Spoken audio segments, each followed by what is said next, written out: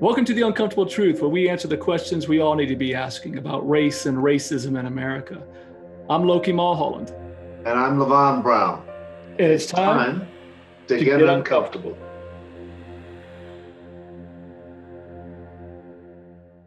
We've all seen the picture. A sweet little child with black shoes, white socks, wearing a dress and a sweater with a ribbon in her hair as she walked down the steps from her schoolhouse.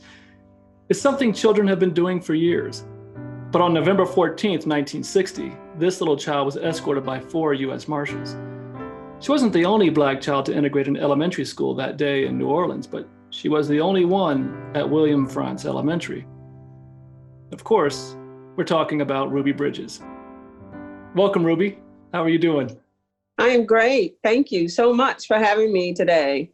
Oh, it's a pleasure. We're so grateful you be willing to do this, particularly with hurricanes and stuff barreling down all over the place in the Gulf. I know, but we survived, and at least I have power, so I'm all good. That's what happens here. Whenever it goes out, I mean, usually it's pretty widespread, so, it's not going to be restored overnight. By the time they get around to everybody, it's usually about a week.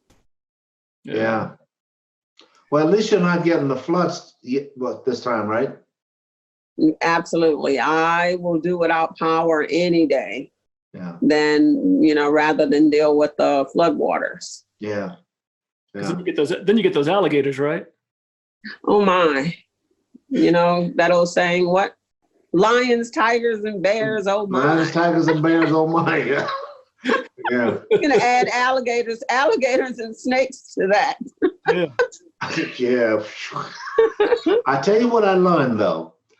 If it's cold, alligators can't bite. Oh, please. No. They actually hibernate. I was trying to figure out why they live so long. So we were there once with my daughter's school, and we met this guy who they raised alligators. You can imagine. And he was actually throwing candy anyway off to the side of the boat to the alligators, and they can't bite until they warm up. I didn't know that. Yeah, I didn't either. I still don't like them, but I guess whenever I'm around them, I have to keep myself iced down. I like that. Okay, so let's get started, guys. Yeah. Now, Ruby, you are originally actually from Mississippi. Yes, I was born in a little tiny town called Tylertown, Mississippi, which is about an hour and 45 minutes from New Orleans. I'm not from Mississippi, but Levon, you are from Mississippi. I've never heard of Tylertown, but it must be on the coast. Tylertown is, this is another little small town. It's McCone. McCone, you know where McCone is? Yeah. So it's right above McCone. Okay. Headed up north toward Jackson. Okay. All right. I've never been there. Yeah. Only one red light. That's more than enough. Yes. Absolutely. But now you're in the big city of New Orleans. So yes, I always say that, before the virus, I was on the road constantly for the last 25 years. And usually I say, my things are here in New Orleans, but I'm everywhere else in the United States. But, I was praying that I would figure out a way to get off the road because travel was not what people thought that it would be. It's not nearly as glamorous as people think. And so, I was really ready to kind of slow down and not be on the road as much. And so little did I know that this is the way, my prayers were going to be answered. So, yes. Well, why were you on the road? I mean, what I decided to do many, many years ago, my first book was published in 1994, Okay. And that's when I did my first book tour, and that kept me on the road for 25 years. So Okay, gotcha. the majority of my time I spent in schools across the country, Okay. talking to kids. So, and then lately I found myself also traveling abroad doing, the same kind of work. So Okay. unfortunately, um, this work is needed even more today than it was in 50s and the 60s, as we all well know. Yeah, Well, it is. let's roll back to the 50s and 60s for a moment here. Back to that day when you went to school. And I know you've shared this story a million times, but 2 million. Can you share just one more time a little bit of that story of going to school? No, you had actually had to take a test beforehand. Right. Well, as you well know, Brown versus the board had happened in 1954, and that was the year that I was born. And what most people complain about, about Brown versus the board is that it didn't have enough bite in it. When they said that we needed to do this with all deliberate speed, that actually was a loophole for lots of people. All deliberate speed for me probably is a little bit slower than it is for you right now. And I think that's what they were banking on, that meant they could do it whenever they got around to doing it, meaning enforcing it. So it didn't happen in 1954. That it wasn't really enforced here in Louisiana until 1960. And I had already attended school for kindergarten, and it was an all-Black school, which was the norm. The all-Black school was much further away from my home. It was not my neighborhood school. My neighborhood school was actually this white school. So I was accustomed to school. I'd gone for kindergarten, and I had also started first grade. I went for September and October, and then that law was not enforced until November the 14th. So I actually left the all-Black school to attend this new school. And quite frankly, that's all I knew about the school. My mom said, "You're going to go to a new school today, Ruby, and you better behave." And that was my preparation for what was to come. And you're right. There were lots of families that in my community that agreed that they wanted their children to have the opportunity for better education, and that sending them to one of these integrated schools would provide that. So there were nearly 150 families, give or take a few, that signed their kids up, and those kids had to be tested. What my parents and those other parents later found out is that that test was really set up to eliminate kids. So out of that 150 or so kids, only 6 of them passed. They were all girls. There were only 2 schools that were going to be chosen to be integrated. They were in different communities. And those 6 kids were divided up. 3 were assigned to one school and 3 to the other. A couple of days before it was time to actually go, 2 of those parents decided that they were not going to send their kids. Evidently, they had heard of the repercussions, how dangerous it could be. And so they decided not to send their kids. And those 2 kids were coincidentally assigned to go to school with me. My parents decided to go ahead with it and leave me in. And that is what separated me from the other 3 girls.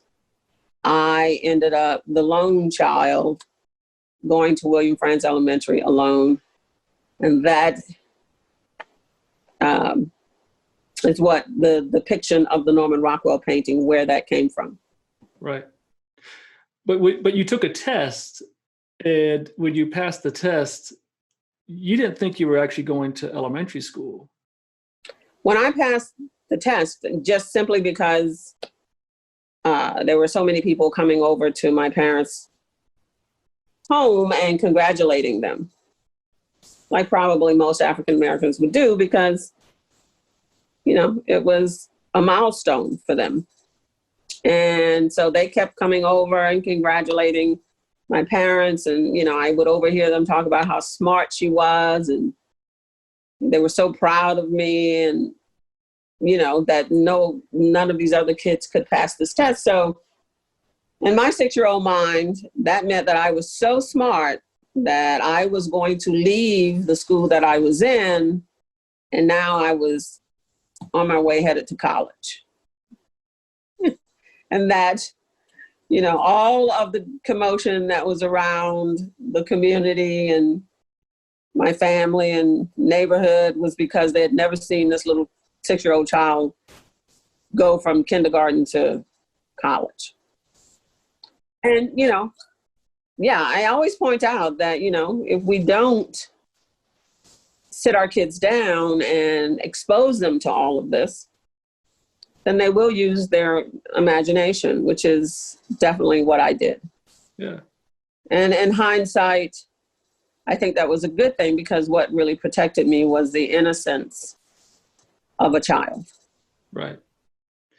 Yeah. As you are walking to the school, the mob that's there, your 6-year-old mind is going, this is Mardi Gras. Yeah.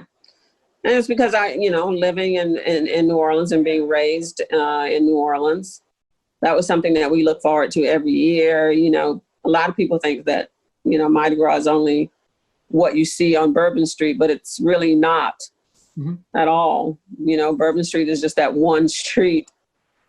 And, you know, you see all this adult, you know, Shenanigans going on, but it's really much, much more than that. It is a fun family event that we look forward to. You know, my parents would take us out, they'd prepare barbecue and hot dogs, and we'd go out and find a spot, you know, so we could watch the parade. So kids are just so excited about that every year. And so was I. But when I turned the corner that day, the crowd outside of the school, they were screaming and shouting and waving their hands and throwing things. And that's what happens at Mardi Gras. Yeah. You know, there were policemen everywhere. There were policemen on horseback. They were on motorcycles. And that also happens during Mardi Gras. And so that moment when we turned the corner and I saw that, I thought, oh, I'm on my way to college, but it's Mardi Gras today. One question I've always wanted to ask, as I see this little girl walking into school, after the first day, did you want to go back? No, I never really felt like I wanted to go back to my old school. And once I was escorted into the building, they took me straight to the principal's office that very first day when I got out of the car with the marshals. And my mom and I went into the principal's office and took a seat, and the federal marshals, they stayed right outside the door. The very next thing that happened is that, you know, all of those people that were standing out in the crowd screaming and yelling, they started to rush into the building. And they would pass by the office where I was seated with my mother, but then they kept pointing at me and screaming and shouting. And they would pass me, and that was just happening all day long.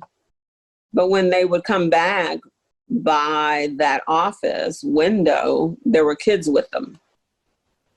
And so I sat there all day watching that, not knowing what was happening, and still, you know, thinking that it's college and maybe college is so busy and, you know, this is the way college operates. And, you know, because it seemed really, really different from the all black school that I'd come from. And finally, you know, when the bell rang, it was time for us to go home. And, you know, At that point, I remember sitting there and thinking, wow, college is easy. Nothing happened that day. But in my mind, nothing happened. What really was happening was that those parents brought their kids to school that day and they waited outside. Everybody knew that the school system was going to be integrated that day, November the 14th. Right. But they kept those two schools secret. So no one knew which schools. So every parent showed up with their child that day, but they didn't leave. And so they were standing in front of their child's school in different schools. And then when I showed up, they knew it was their school. Right. So what was happening right before my eyes was that they rushed in behind me. They went into every classroom and they started pulling kids out. Right. And they would pass the window where I was and they were pointing and screaming. And by the time the bell rang, that school had emptied out. All 500 kids, they were gone. And they never came back.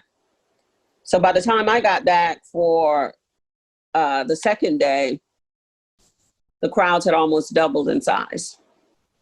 At that point, it was all over the news, all across the country. Everybody watched it. Everybody knew which schools. And so the mob grew larger and larger. And by the time I got there on the second day, my mom said that was the day that she realized that the federal marshals were nervous and that they had guns. And so that, at that moment, they rushed me inside. And when I got inside on the second day, it too was very different because it was so quiet. I remember hearing all of our footsteps as we walked up those stairs. And when I got to the top of the stairs, someone said, "Your class is down the hall." And so those federal marshals, they turned me around and walked me down the hall to this classroom. When I got there, the door opened and this woman stepped out. And I remember looking at her and thinking, she's white. I'd not seen a white teacher before. Everybody at my old school looked exactly like me. And not to mention, she looked exactly like all those people outside screaming and shouting. So I really didn't know what to expect from her. But I remember looking into the classroom and seeing nothing but empty desk. And she said, "Come in and take a seat." And I did, and she began to teach me, and very soon I realized that she looked exactly like the people outside, but she wasn't like them. She was very nice to me. She did everything she could think of to keep my mind off of all of the screaming and the yelling and the swearing outside. And, she made school fun. I loved school. I knew that if I just got out of the car and into the building, in my classroom, that I was going to have a good day. She was going to do something to make school fun. We made things, we did art and music, and, I was a child that loved to learn, and she was going to teach me something new every day. So the lesson she taught me without even knowing it was that she looked like them, but she wasn't like them. She showed me her heart. And the lesson I learned in that classroom back in 1960 was that you cannot look at a person and judge them. That you have to allow yourself an opportunity to get to know them. And that stuck with me. And it shaped me into who I am today. I often say that she taught me the lesson that Dr. King tried to teach all of us. You have to judge a person by the content of their character. not the color of their skin. And that is the real lesson that I believe the Lord sent me into that school, that classroom to learn. And to take it away and to spread it across this country to every child that I've come in contact with for the last 25 years. Yeah.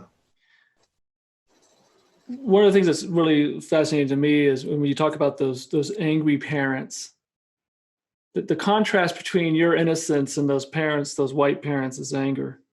And they're going in and pulling their kids out. What lesson they are teaching their children just by those actions, that these kids are, innocent as well. That they are taught to be racist. They're taught racism. They're not born with racism. No, none of our babies come into the world knowing anything about disliking the baby lying next to them.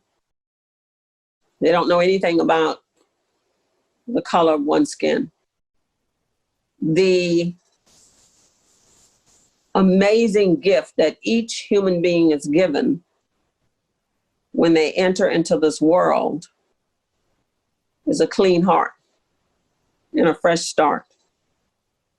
So I believe that what we see today playing out before us is a direct result from us as adults passing racism on to our children.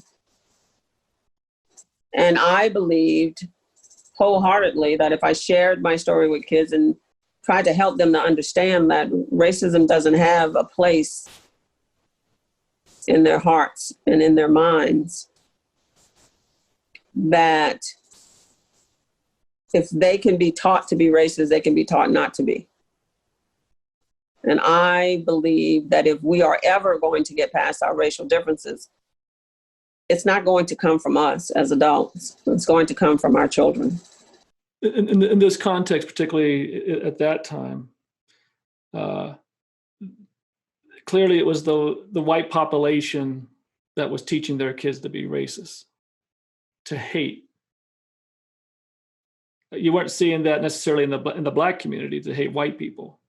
Well, to be perfectly honest with you, I can't swear to that, because I believe that, in a sense, my grandparents were racist, and you have to think of the time that they grew up in, and think about the things that they must have seen, the things that they experienced. And, I remember my grandmother lived and she was 95 years old. And, so because of the treatment that they received and the life that they had to live, my grandmother, they were sharecroppers, on both sides. I say grandmother, my grandmother on my mother's side, they raised crops. She had a huge garden, green thumb, everything lived. That's the way they earned a living, fed all of us. My grandfather, that was married to her, worked on a dairy farm. And that was getting up at 3 a.m. and working for just to be able to pay rent and have food, not necessarily get physically paid for it. And would go back in the evenings to work that dairy farm again. And then during the day, he would be in the fields, plowing and planting. That was their life. Mm-hmm. And so, yes, they had really ill feelings about that. Right.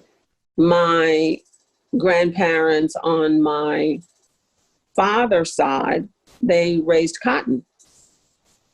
And, we all know at some point in time, they realized that raising cotton was killing them. And my grandfather died when he was in his 40s. And, they worked every day, every day around the clock, Once my mother married my father, my mother, says all the time that the day I was born, she picked 90 pounds of cotton and carried it on her back that day. So, yes, they had ill feelings about that. And not to mention the things that they had lived through and what they had seen from their own parents. Right. So, but did they pass that down to us? Not necessarily. We were all sat down and you had to hear, especially us coming from New Orleans, we had to be told how to act, how to speak, always say, yes, ma'am, no, sir, never look them in the face, no matter what age they were, if they were even younger than us, the kids, you would say, yes, sir, and no, sir, or yes, ma'am. So, I tell people all the time, all of us can be racist. It is something that's learned. None of us are born that way, but it is something that's learned. And in some cases, taught, passed down. And LaVon, growing up in Mississippi as well. I mean, LaVon, you say in The Uncomfortable Truth that, one of your opening statements is, no, I never liked white people. Right. And, why would I? Right. Because, we were taught, I guess you learn some of it by just observing, and you learn others by what your parents told you.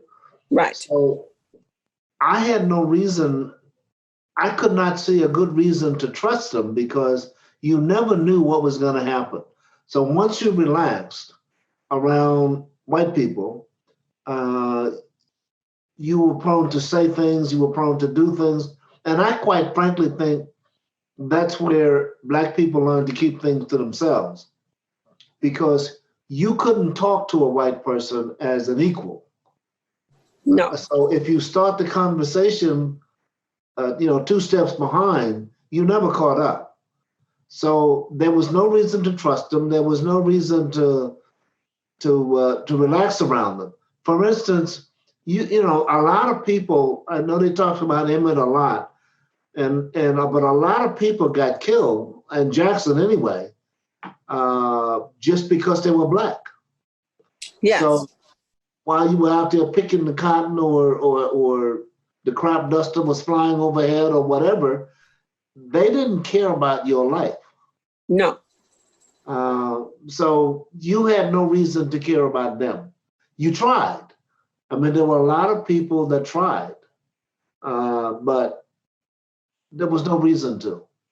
I, to this day, cannot understand. I know all the history behind it. I understand why people did it, but I, to this day, cannot understand why Black people went to the Army, for instance. Speaking of that, my father was drafted and fought in the Korean War. But he said, even on the battlefield, you still were just a colored soldier. If you lived, you could be in the same foxhole with a person that was white. And at that moment, when you were in that foxhole, you had each other's back.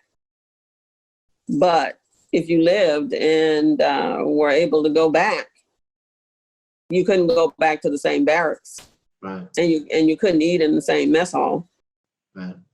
He said he still was just a colored soldier, which was one of the reasons why my father never really wanted me to go to this integrated school, right. Because he thought that if him going to war, if that didn't change things for him, then sending me to this white school wasn't going to change anything. Yeah, I know I don't know if the danger is sort of if you, nowadays, like if you pull into a corner and say, I want nothing but Black people around me, you're hurting yourself. Absolutely. You're hurting everybody. Yes. And that is the one thing that, when I spoke about traveling across the country and speaking to kids, the mere fact that they come into the world with that clean heart and that fresh start, if you get them early enough when they're really innocent and explain to them what I saw, what I went through, and how I felt, then they relate to that. Right. That's the child speaking to a child. But, you're absolutely right that the truth of the matter is that the world has changed so much that we do our kids a disservice if you teach them to only trust people that look like them. And then you open your door and you send them out into the world as it is today. When you and I both know, no, you cannot look at a person and think that because they look like you, that's the one you need to trust. Absolutely. And I believe wholeheartedly that it is because our biggest enemy today, our enemy or issue that we are faced with today is good and evil. And good and evil comes in all shades and colors. And so, yes, you would do your children a disservice if you taught them that they need to only trust people that look like them. And racism sets them up to believe that. Correct. Yep. And that is why racism is far more dangerous today than it was back when everybody was wearing sheets. Thank you for joining us for episode 1 of our conversation with Ruby Bridges. To listen to the entire episode uncut, please join us on our Patreon page at patreon.com/LowkeyMulholland. Please join us for part 2 of our conversation with Ruby Bridges, and don't be afraid to get uncomfortable.